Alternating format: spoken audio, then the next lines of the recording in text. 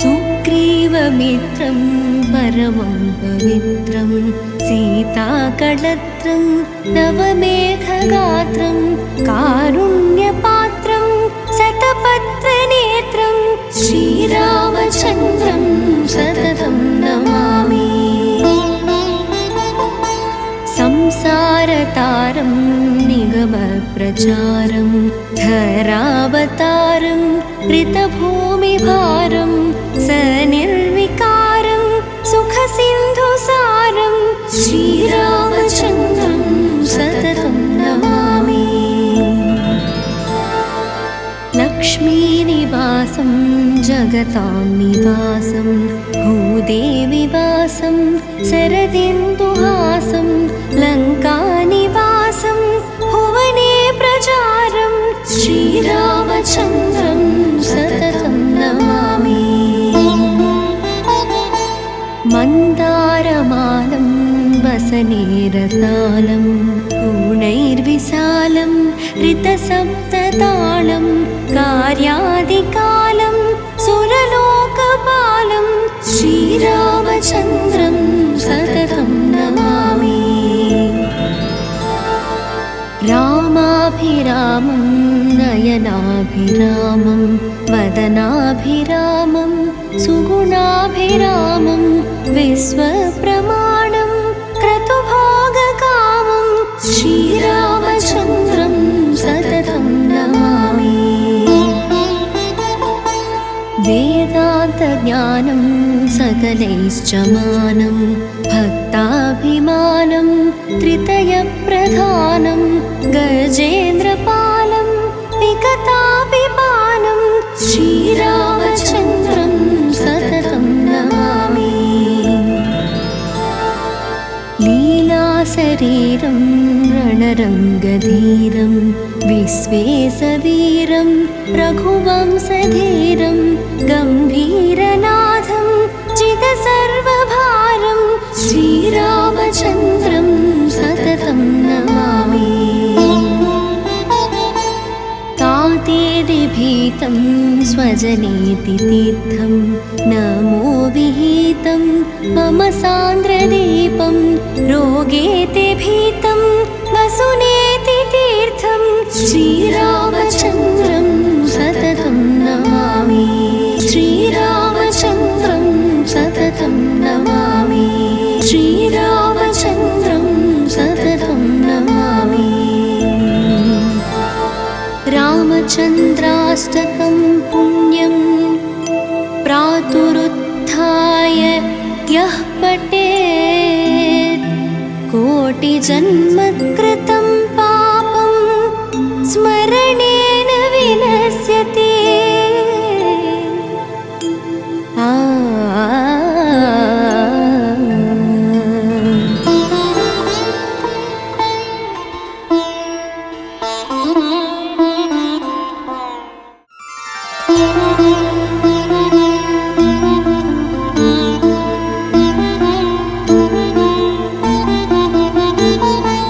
सुग्रीवमित्रं परमं पवित्रं सीताकळत्रं नवमेघगात्रं कारुण्यपात्रं शतपत्रनेत्रं श्रीरामचन्द्रं सततं नमामि। संसारतारं निगमप्रचारं धरावतारं कृतभूमिभारं सनिर्विकारं सुखसिन्धुसारं श्रीरामचन्द्रं सततं नमामि। लक्ष्मीनिवासं जगतां निवासं भूदेविवासं शरदिन्दुहासं लङ्कानिवासं भुवने प्रचारं श्रीरामचन्द्रं सततं नमामि। मन्दारमालं वसनेरतालं पूर्णैर्विशालं ऋतसप्ततालं कार्यादिकालं श्रीरामचन्द्रं सततं नमामि। रामाभिरामं नयनाभिरामं वदनाभिरामं सुगुणाभिरामं विश्वप्रमाणं क्रतुभोगकामं श्रीरामचन्द्रं सततं नमामि। वेदान्तज्ञानं सकलैश्च मानं भक्ताभिमानं त्रितयप्रधानं गजेन्द्रपालं विकताभिपानं श्रीरामचन्द्रं सततं नमामि। लीलाशरीरं रणरङ्गधीरं विश्वेशवीरं रघुवंशधीरं गम्भीरनाथं जितसर्वभारं श्रीरामचन्द्रं सततं नमामि। तातेदिभीतं स्वजनेति तीर्थं नमो विहितं मम सान्द्रदीपं रोगेति भीतं वसुनेति तीर्थं श्रीरामचन्द्रं सततं नमामि। श्रीरामचन्द्रं सततं नमामि। श्रीरामचन्द्रं सततं नमामि। रामचन्द्राष्टकं पुण्यं प्रातरुत्थाय यः पठेत् कोटिजन्मकृतं पापं स्मरणेन विनश्यति।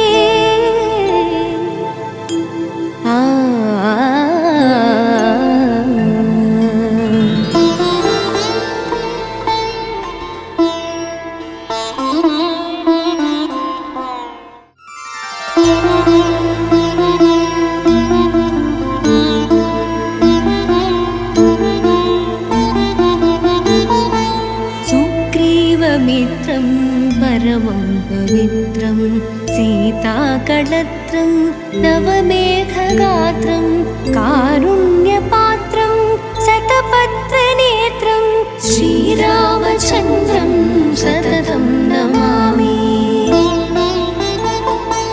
संसारतारं निगमप्रचारं धरावतारं ऋतभूमिभारं सनिर्विकारं सुखसिन्धुसारं श्रीरामचन्द्रं सततं नमामि। लक्ष्मीनिवासं जगतां निवासं भूदेविवासं शरदिन्दुहासं लङ्कानिवासं भुवने प्रचारं श्रीरामचन्द्रं सततं नमामि। मन्दारमालं वसनेरतालं गुणैर्विशालं ऋतसप्ततालं कार्यादिकालं सुरलोकपालं श्रीरामचन्द्रं सततं नमामि। रामाभिरामं नयनाभिरामं वदनाभिरामं सुगुणाभिरामं विश्वप्रमाणं क्रतुभोगकामं श्रीरामचन्द्रं सततं नमामि। वेदान्तज्ञानं सकलैश्च मानं भक्ताभिमानं त्रितयप्रधानं गजेन्द्रपालं विकताभिपानं श्रीरामचन्द्रं सततं नमामि। लीलाशरीरं रणरङ्गधीरं विश्वेशवीरं रघुवंशधीरं गम्भीरनाथं जितसर्वभारं श्रीरामचन्द्रं सततं नमामि। तातेदिभीतं स्वजनेति तीर्थं नमो विहितं मम सान्द्रदीपं रोगेति भीतं वसुनेति तीर्थं श्रीरामचन्द्रं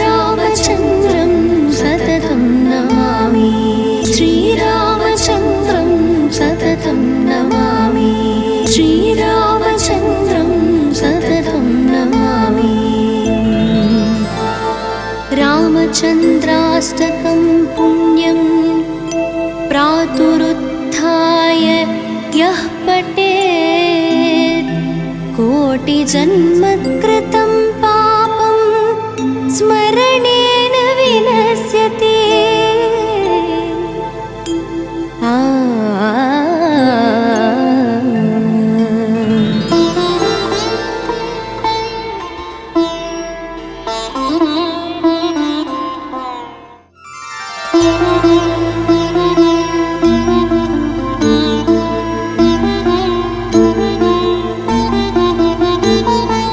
सुग्रीवमित्रं परमं पवित्रं सीताकळत्रं नवमेघगात्रं कारुण्यपात्रं शतपत्रनेत्रं श्रीरामचन्द्रं सततं नमामि।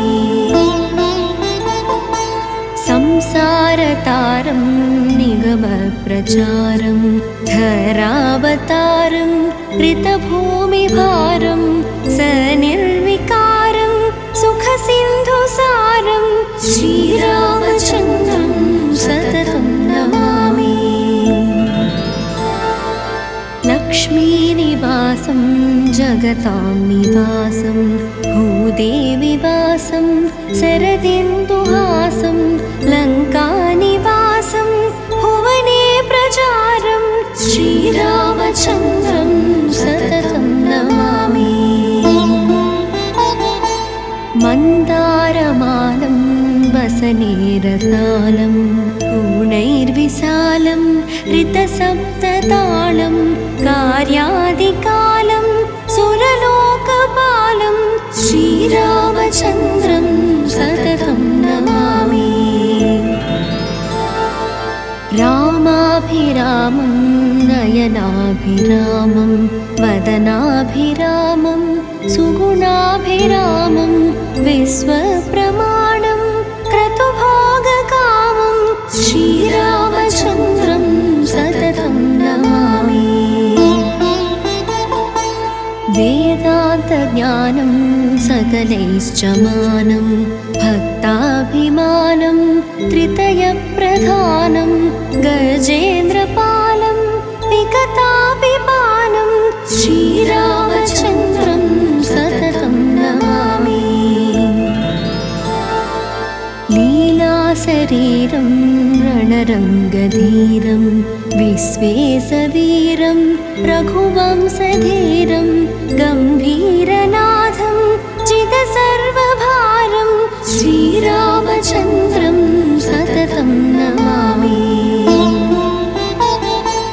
तातेदिभीतं स्वजनेति तीर्थं नमो विहितं मम सान्द्रदीपं रोगेति भीतं वसुनेति तीर्थं श्रीरामचन्द्रं सततं नमामि। श्रीरामचन्द्रं सततं नमामि। श्रीरामचन्द्रं सततं नमामि। रामचन्द्राष्टकं पुण्यं प्रातरुत्थाय यः पठेत् कोटिजन्मकृतं पापं स्मरणेन विनश्यति।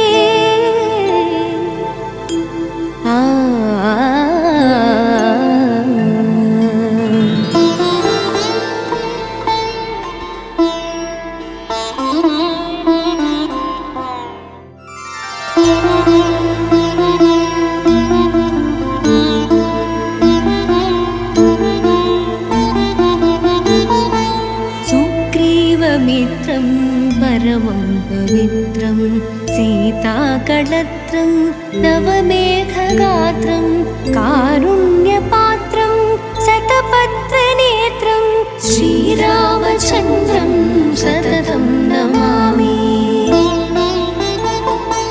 संसारतारं निगमप्रचारं धरावतारं कृतभूमिभारं सनिर्विकारं सुखसिन्धुसारं श्रीरामचन्द्रं सततं नमामि।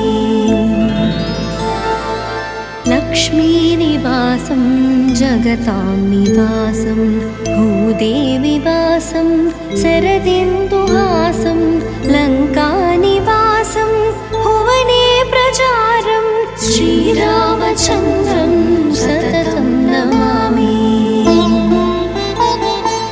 मन्दारमालं वसनेरतालं पूर्णैर्विशालं ऋतसप्ततालं कार्यादिकालं सुरलोकपालं श्रीरामचन्द्रं सततं नमामि।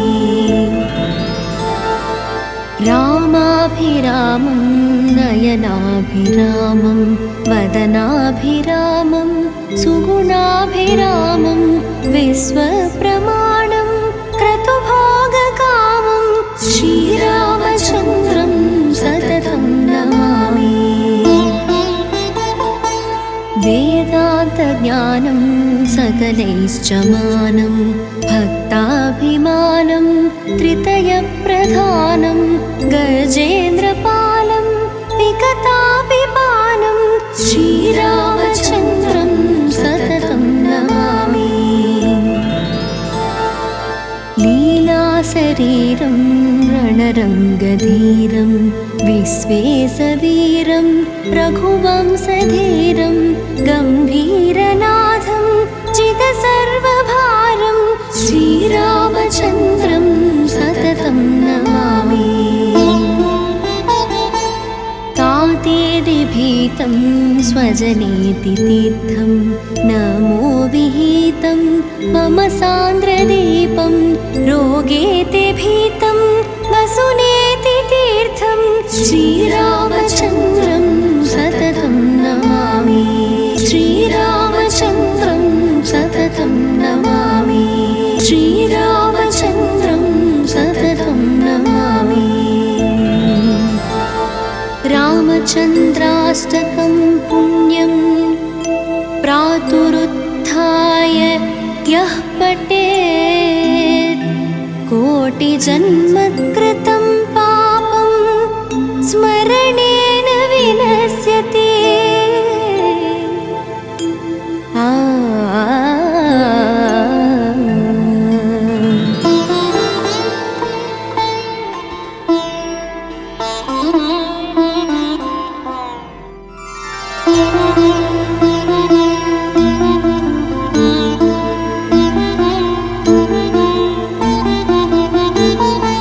सुग्रीवमित्रं परमं पवित्रं सीताकळत्रं नवमेघगात्रं कारुण्यपात्रं शतपत्रनेत्रं श्रीरामचन्द्रं सततं नमामि। संसारतारं निगमप्रचारं धरावतारं ऋतभूमिभारं सनिर्विकारं सुखसिन्धुसारं श्रीरामचन्द्रं सततं नमामि। लक्ष्मीनिवासं जगतां निवासं भूदेविवासं शरदिन्दुहासं लङ्कानिवासं भुवने प्रचारं श्रीरामचन्द्रं सततं नमामि। मन्दारमालं वसनेरतालं पूर्णैर्विशालं ऋतसप्ततालं कार्यादिकालं सुरलोकपालं श्रीरामचन्द्रं सततं नमामि। रामाभिरामं नयनाभिरामं वदनाभिरामं सुगुणाभिरामं विश्वप्रमाणं क्रतुभोगकामं श्रीरामचन्द्रं सततं नमामि। वेदान्तज्ञानं सकलैश्च मानं भक्ताभिमानं त्रितयप्रधानं गजेन्द्रपालं विगताभिपानं श्रीरामचन्द्रं सततं नमामि। लीलाशरीरं रणरङ्गधीरं विश्वेशवीरं रघुवंशधीरं गम्भीरनाथं जितसर्वभारं श्रीरामचन्द्रं सततं नमामि।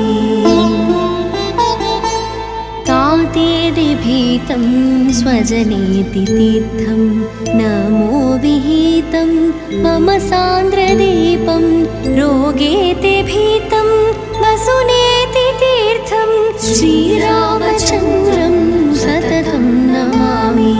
श्रीरामचन्द्रं सततं नमामि। श्रीरामचन्द्रं सततं नमामि।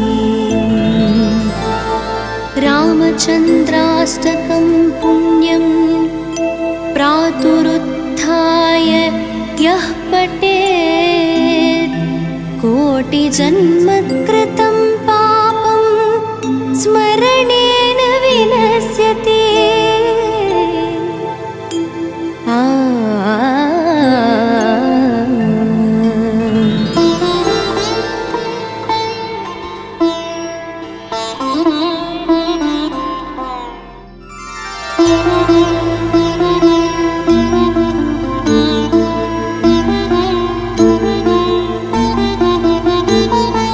सुग्रीवमित्रं परमं पवित्रं सीताकळत्रं नवमेघगात्रं कारुण्यपात्रं शतपत्रनेत्रं श्रीरामचन्द्रं सततं नमामि।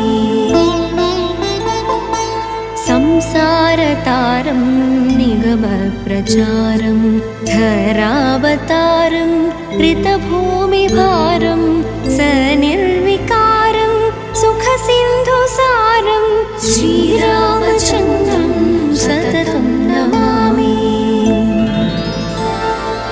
लक्ष्मीनिवासं जगतां निवासं भूदेविवासं शरदिन्दुहासं लङ्कानिवासं भुवने प्रचारं श्रीरामचन्द्रं सततं नमामि।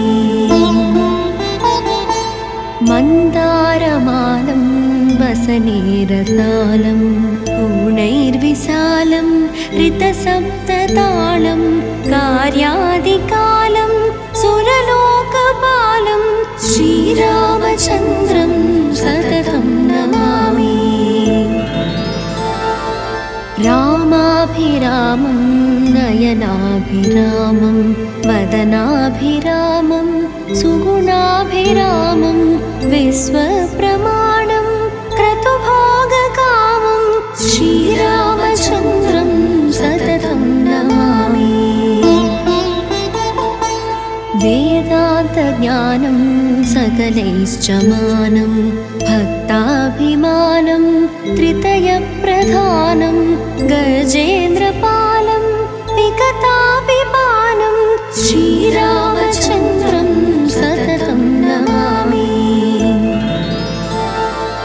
लीलाशरीरं रणरङ्गधीरं विश्वेशवीरं रघुवंशधीरं गम्भीरनाथं जितसर्वभारं श्रीरामचन्द्रं सततं नमामि। तातेति भीतं स्वजनेति तीर्थं नमो विहितं मम सान्द्रदीपं रोगेति भीतं वसुनेति तीर्थं श्रीरामचन्द्रं सततं नमामि। श्रीरामचन्द्रं सततं नमामि। श्रीरामचन्द्रं सततं नमामि।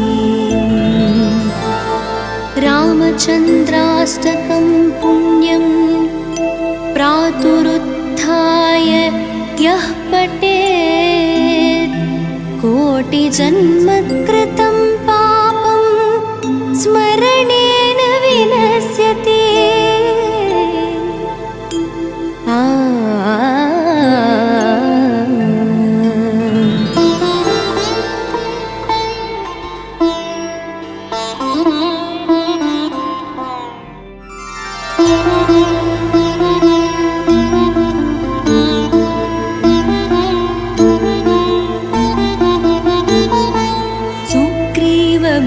रामाभिरामं परमं पवित्रं सीताकळत्रं नवमेघगात्रं कारुण्यपात्रं शतपत्रनेत्रं श्रीरामचन्द्रं सततं नमामि। संसारतारं निगमप्रचारं धरावतारं ऋतभूमिभारं सनिर्विकारं सुखसिन्धुसारं श्रीरामचन्द्रं सततं नमामि। लक्ष्मीनिवासं जगतां निवासं भूदेविवासं शरदिन्दुहासं लङ्कानिवासं भुवने प्रचारं श्रीरामचन्द्रं सततं नमामि। मन्दारमालं वसनेरसालं गुणैर्विशालं ऋतसप्ततालं कार्यादिकालं सुरलोकपालं श्रीरामचन्द्रं सततं नमामि। रामाभिरामं नयनाभिरामं वदनाभिरामं सुगुणाभिरामं विश्वप्रमाणं क्रतुभोगकामं श्रीरामचन्द्रं सततं नमामि। वेदान्तज्ञानं सकलैश्च मानं भक्ताभिमानं त्रितयप्रधानं गजेन्द्रपालं विगताभिपानं श्रीरामचन्द्रं सततं नमामि। लीलाशरीरं रणरङ्गधीरं विश्वेशवीरं रघुवंशधीरं गम्भीरनाथं चिदसर्वभारं श्रीरामचन्द्रं सततं नमामि। तातेदिभीतं स्वजनेति तीर्थं नमो विहितं मम सान्द्रदीपं रोगेति भीतं वसुनेति तीर्थं श्रीरामचन्द्रं सततं नमामि। श्रीरामचन्द्रं सततं नमामि। श्रीरामचन्द्रं सततं नमामि। रामचन्द्राष्टकं पुण्यं प्रातरुत्थाय यः पठेत् कोटिजन्मकृतं पापं स्मरणेन विनश्यति।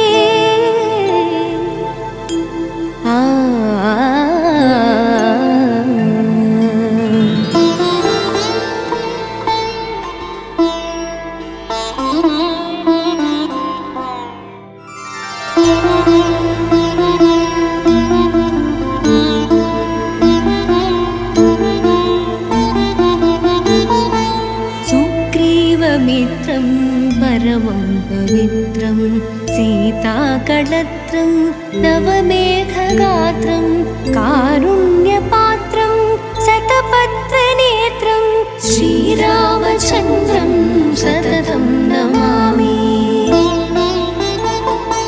संसारतारं निगमप्रचारं धरावतारं ऋतभूमिभारं सनिर्विकारं सुखसिन्धुसारं श्रीरामचन्द्रं सततं नमामि।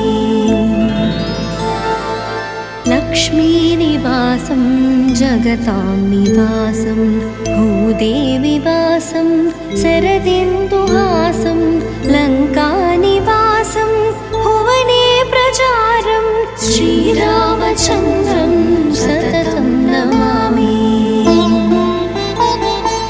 मन्दारमालं वसनेरसालं गुणैर्विशालं ऋतसप्ततालं कार्यादिकालं सुरलोकपालं श्रीरामचन्द्रं सततं नमामि।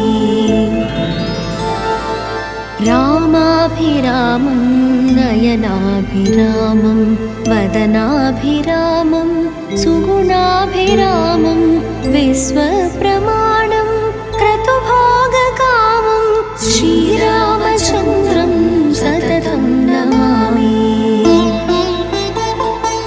वेदान्तज्ञानं सकलैश्च मानं भक्ताभिमानं त्रितयप्रधानं गजेन्द्रपालं विगताभिमानं श्रीरामचन्द्रं सततं नमामि।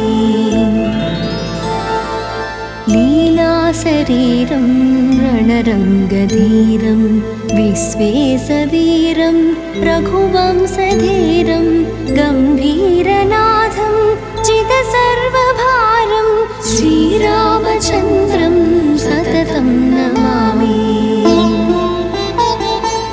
तातेदिभीतं स्वजनेति तीर्थं नमो विहितं मम सान्द्रदीपं रोगेति भीतं वसुनेति तीर्थं श्रीरामचन्द्रं सततं नमामि।